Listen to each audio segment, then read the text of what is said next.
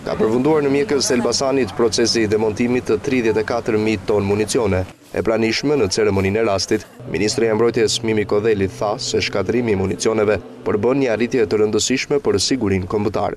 Pas përpjekjeve shumë vjeçare, ja dolëm të çlirojmë vendin ton prej një rreziku me ndikim të drejtë për drejtë në mbrojtjen dhe sigurinë e popullsisë. Shkatrimi i municioneve të tepërta është një arritje e rëndësishme për sigurinë kombëtare, për sigurinë dhe stabilitetin në rajon.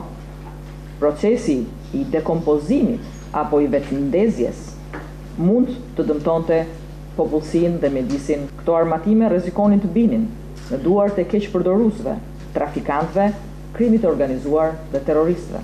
Sipas Kodhelit, partnerët ndërkombëtar kanë dhënë kontributin e tyre në këtë proces. Në ceremoni ishin të pranishëm ambasadori i Shteteve të Bashkuara të Amerikës në Tiranë Donald Lu, ambasadori i OSBE-s Florian Rauning, uzina mjekësit u përfol 2 vite më parë si një nga vendet ku do të demontoheshin armët kimike, të cilat do të vinin nga Siria.